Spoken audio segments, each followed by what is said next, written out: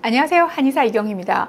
여러분, 종양미세환경이란 말 들어보셨나요? 종양미세환경은 종양 내 구성세포뿐만 아니라 이들이 증식하고 진화할 수 있는 환경까지 총칭해서 포괄하는 개념인데요. 이게 왜 중요하냐면 종양미세환경은 암세포와 지속적으로 그리고 복잡하게 서로 영향을 미치고 상호작용을 하기 때문이죠. 오늘은 이렇게 암의 진행, 전이 그리고 재발에 큰 영향을 미치는 이 종양미세환경과 더 나아가 종양미세환경을 개선하기 위해서는 어떤 노력이 필요한지에 대해 알아보는 시간 가지려고 합니다. 바로 이분과 함께요.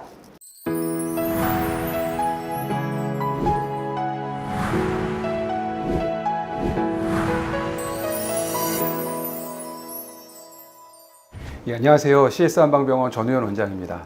종양미세환경, 요건 이제 암미세환경이라고도 불리는데요. 좀 더 구체적으로 설명드리자면 암 조직 내에 존재하는 하지만 이제 암이 아닌 세포들이죠.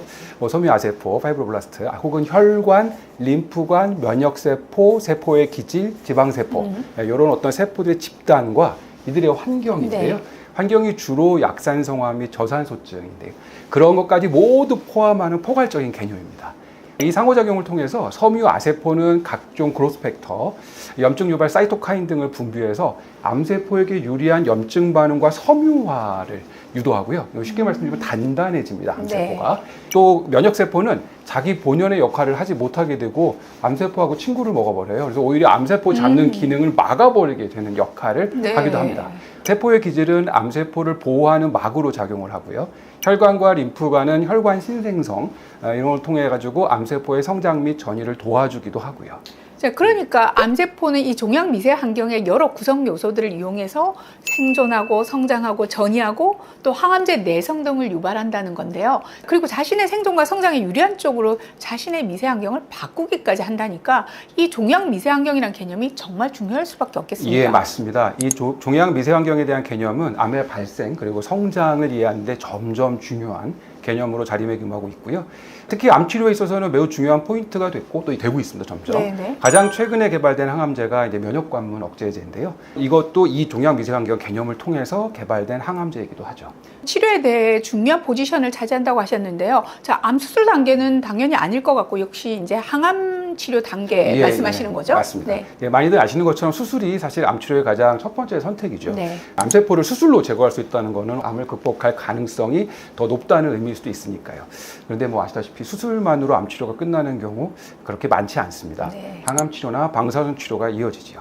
항암과 방사선은 잔존 암세포를 제거하고 전이나 재발을 막기 위해서 진행을 합니다. 이때 지금 저희가 말씀드리고 있는 종양미세환경이 개선되지 않는다면 어떻게 될까요? 당연히 항암 치료의 효과는 떨어지고 전이 및 재발의 가능성은 올라가게 됩니다. 그리고 안타깝게도 모든 암 환자분들이 수술을 할 수 있는 것도 아니에요. 여러 가지 이유로 수술을 못하고 바로 항암이나 방사선 치료를 시행하는 경우가 있는데요.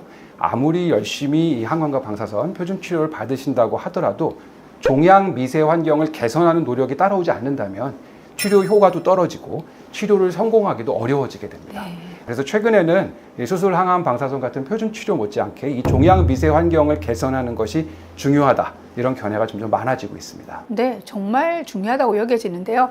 그렇다면 종양미세환경은 어떻게 개선할 수 있는지 그게 사실은 핵심이겠네요. 중요하죠. 그 종양미세환경의 특징을 정의하자면 염증, 그다음에 저산소증, 그리고 면역 억제, 이런 면역 억제성 환경 이렇게 말씀드릴 수 있습니다. 따라서 염증을 가라앉히고 저산소증을 해결하고 면역 억제를 제거해서 면역을 원래대로 돌리고 이게 바로 종양미세환경을 개선하는 것이라고 할 수 있는데요.